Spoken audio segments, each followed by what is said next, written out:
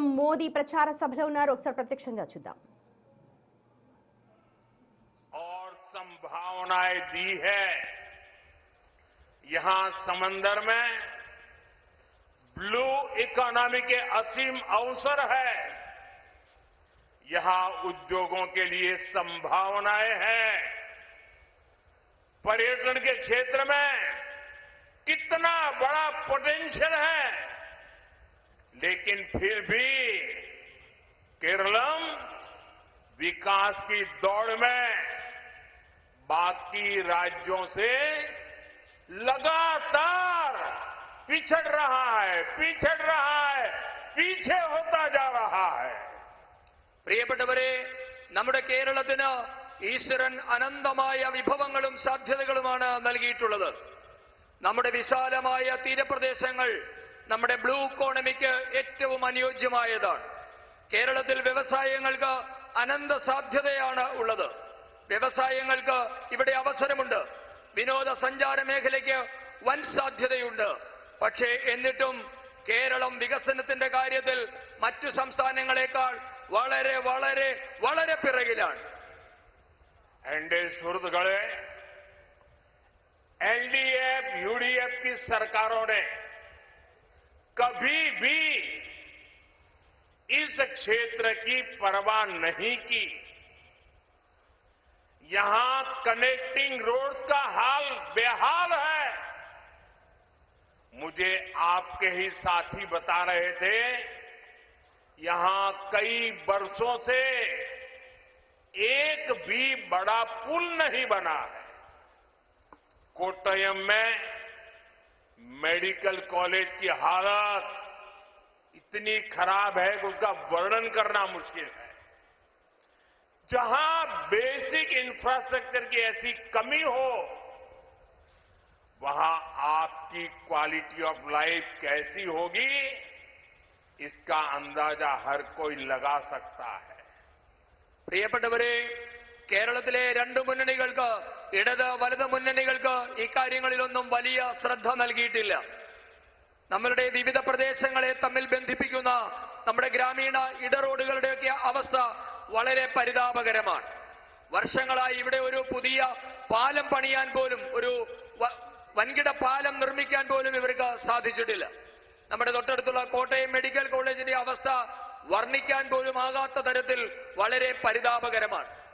അടിസ്ഥാന സൗകര്യ വികസനങ്ങൾക്ക് ഇത്രയും അപര്യാപ്തത ഉള്ളയിടത്ത് എങ്ങനെ നമ്മുടെ ജീവിത നിലവാരം ഉയരും എന്നതിനെപ്പറ്റി എല്ലാവർക്കും ചിന്തയുണ്ടാകണം. एनडीए सुहृदगळे, केरलम में कभी बीजेपी सरकार नहीं रही, लेकिन आप सबके आशीर्वाद से, देश की जनता जनार्दन के आशीर्वाद से हम केंद्र सरकार के जरिए केरलम के विकास में कोई कोर कसर नहीं छोड़ रहे. जब कांग्रेस दिल्ली में सत्ता में थी और एलडीएफ यूडीएफ दोनों मिलकर के दिल्ली में सरकार चलाते थे, उस समय केरलम को जो मदद मिली, उसकी तुलना में एनडीए सरकार ने, मोदी सरकार ने 5 गुना ज्यादा पैसा केरलम को भेजा है. പ്രിയപ്പെട്ടവരെ, കേരളത്തിൽ നാളിതുവരെ ഭാരതീയ ജനതാ പാർട്ടിയുടെ സർക്കാർ ഉണ്ടായിട്ടില്ല. എന്നിട്ടും കേരളത്തിന്റെ വികസനത്തിനായി ചെയ്യാൻ സാധിക്കുന്ന എല്ലാ കാര്യങ്ങളും ജനദേവന്മാരുടെ, നിങ്ങളുടെ ഓരോരുത്തരുടെയും അനുഗ്രഹ ആശിസ്സോടുകൂടി ചെയ്യാൻ ഞങ്ങൾക്ക് സാധിച്ചിട്ടുണ്ട്. കേരളത്തിന്റെ വികസനത്തിനായി കിട്ടിയ ഒരവസരവും ഞങ്ങൾ പാഴാക്കിയിട്ടില്ല. കോൺഗ്രസ് കേന്ദ്രം ഭരിച്ചിരുന്ന സമയത്തേക്കാൾ 5 മടങ്ങ് അധികം തുകയാണ് മോദി സർക്കാർ, എൻഡിഎ സർക്കാർ കേരളത്തിനായി നൽകിയത്. एनडीए सुहृदगळे,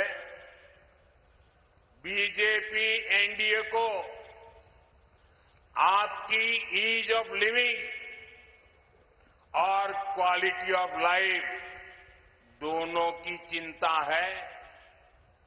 हमने पीएम आवास योजना के तहत गरीबों को पक्के घर दिए हैं।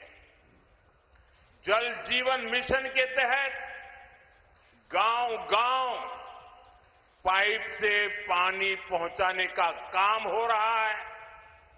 यहां रबर के किसान बड़ी संख्या में रहते हैं। केरलम के किसानों को हमने पीएम किसान सम्मान निधि के जरिए अराउंड 13,000 करोड़ रुपए की सहायता सीधी उनके बैंक खाते में पहुंचाई है। इससे रबर के किसानों को भी बहुत मदद मिली है। പ്രിയപ്പെട്ടവരെ, നിങ്ങൾക്ക് ആയാസരഹിതമായതും നിലവാരമുള്ളതുമായ ഒരു ജീവിതം നൽകലാണ് ബിജെപിയുടെ ലക്ഷ്യം. പ്രധാനമന്ത്രി ആവാസ് യോജന പ്രകാരം നിരവധി പാവപ്പെട്ടവർക്കാണ് കേരളത്തിൽ സൗജന്യമായി വീട് നൽകിയത്. ജൽ ജീവൻ മിഷൻ അനുസരിച്ച് ഗ്രാമഗ്രാമാന്തരങ്ങളിൽ പൈപ്പ് വഴി ശുദ്ധജലം എത്തിക്കാനുള്ള പ്രവർത്തനവും നടന്നു വരുന്നുണ്ട്. കേരളത്തിൽ നമുക്കറിയാം ധാരാളം റബ്ബർ കർഷകരുള്ള ഒരു നാടാണ് ഇവിടം. പ്രധാനമന്ത്രി കിസാൻ സമ്മാൻ നിധി വഴി കേരളത്തിലെ കർഷകർക്ക് 13,000 കോടി രൂപയാണ് ബാങ്ക് അക്കൗണ്ടുകൾ വഴി സൗജന്യമായി നൽകിയത്. കേരളത്തിലെ റബ്ബർ കർഷകർക്കും ഇതിന്റെ പ്രയോജനം കിട്ടിയിട്ടുണ്ട്. साथियों, नॉर्थ ईस्ट में ईसाई समाज की संख्या बहुत है। एक राज्य को छोड़ करके नॉर्थ ईस्ट के 7 राज्यों में एनडीए की सरकार है और वहां पिछले 50-60 साल में जो काम नहीं हुआ है वो हमने करके दिखाया है। गोवा में ईसाई समाज निर्णायक है। गोवा के अंदर लगातार बीजेपी की सरकार, एनडीए की सरकार है। गोवा विकास की नई ऊंचाइयों को छू रहा है। केरल में भी एनडीए सरकार बनेगी तो विकास की नई ऊंचाइयों को पाएंगे। स्थानीय किसानों और फिशरमैन की हर समस्या का हम समाधान करेंगे। പ്രിയപ്പെട്ടവരെ, നമ്മുടെ വടക്ക് കിഴക്കൻ സംസ്ഥാനങ്ങളിൽ ക്രിസ്തീയ സമുദായം, ക്രിസ്തീയ മതവിശ്വാസികൾ ഏറ്റവും കൂടുതലുള്ള സംസ്ഥാനങ്ങളാണ്. അതിലെ ഒരു സംസ്ഥാനം ഒഴികെ 7 സംസ്ഥാനങ്ങളിലും ഭാരതീയ ജനതാ പാർട്ടി നേതൃത്വത്തിലുള്ള ദേശീയ ജനാധിപത്യത്തിന്റെ സർക്കാരാണ് ഉള്ളത്. അവിടങ്ങളിൽ കഴിഞ്ഞ 50-60 വർഷം കൊണ്ട് നടക്കാത്ത പലതും ഭാരതീയ ജനതാ പാർട്ടിയുടെ സർക്കാർ ചെയ്തു കാണിച്ചിട്ടുണ്ട്. നമ്മുടെ ഗോവ എല്ലാവർക്കും അറിയാം, ക്രിസ്ത്യൻ വിഭാഗങ്ങൾക്ക് നിർണായകമായ സ്വാധീനമുള്ള ഒരു സ്ഥലമാണ് ഗോവ. അവിടെ തുടർച്ചയായി ഭാരതീയ ജനതാ പാർട്ടിയാണ് ഭരിക്കുന്നത്. ഇന്ന് ഗോവ വികസനത്തിന്റെ പുതിയ ഉയരങ്ങൾ തേടുകയാണ്. കേരളത്തിലും എൻഡിഎയുടെ സർക്കാർ വരും. കേരളം വികസനത്തിന്റെ പുതിയ ചക്രവാളങ്ങൾ തൊടുമെന്ന കാര്യം എനിക്കുറപ്പാണ്. അന്ന് കേരളത്തിലെ കർഷകരുടെയും മത്സ്യത്തൊഴിലാളികളുടെയും എല്ലാം പ്രശ്നങ്ങളും പരിഹരിക്കപ്പെടും. एनडीए सुहृदगणे, केंद्र की एनडीए सरकार ही केरलम में आधुनिक इंफ्रास्ट्रक्चर और सुविधाओं पर जोर दे रही है। हम यहां नेशनल हाईवे बनाने को गति दे रहे हैं। रेलवे इंफ्रास्ट्रक्चर का विकास किया गया है। यहां रेलवे लाइनों की डबलिंग का काम भी पूरा हो गया है। कोट्यम से अब हाई स्पीड आधुनिक वंदे भारत ट्रेन भी चलाई जा रही है। പ്രിയപ്പെട്ടവരെ, കേരളത്തിന്റെ അടിസ്ഥാന സൗകര്യ മേഖലയെ ആധുനീകരിക്കാനുള്ള ശ്രമങ്ങൾ കേന്ദ്രത്തിലെ എൻഡിഎ സർക്കാർ നടത്തിക്കൊണ്ടിരിക്കുകയാണ്. കേരളത്തിൽ വഴിമുട്ടി നിന്ന ദേശീയപാതയുടെ വികസനം നരേന്ദ്രമോദി സർക്കാരാണ് സാധ്യമാക്കിയത്. നമ്മുടെ റെയിൽവേയുടെ അടിസ്ഥാന സൗകര്യ വികസനം ഇവിടെ നടന്നുകൊണ്ടിരിക്കുകയാണ്. പാത ഇരട്ടിപ്പിക്കലിന്റെ ജോലി അന്തിമഘട്ടത്തിലെത്തി ഏതാണ്ട് പൂർണ്ണമായ അവസ്ഥയിലാണ്. ഇന്ന് കോട്ടയം വഴി അതിവേഗത്തിൽ വന്ദേ ഭാരത് ട്രെയിൻ ഓടുന്നുണ്ട്. एनडीए सुहृदगणे, यहां सबरीमला रेलवे प्रोजेक्ट इस क्षेत्र में नई संभावनाओं को खोल सकता है।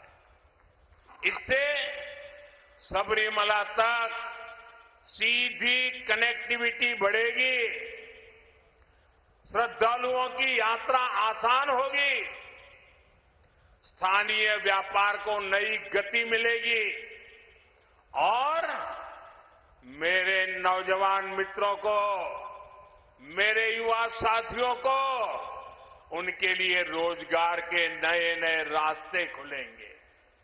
लेकिन साथियों, आपको ये बात हमेशा याद रखनी है, यहां प्रदेश सरकार ने इस प्रोजेक्ट को आगे बढ़ाने की जगह उसको लटकाए रखा। तिरुवल्ला को इसका बहुत बड़ा नुकसान हो रहा है। जब बीजेपी की डबल इंजन सरकार आएगी तो ऐसी सभी रुकावटें हटेगी और ये मोदी की गारंटी है। एनडीए की राज्य सरकार में केरलम तेज गति से विकास की राह पर आगे बढ़ेगा। एनडीए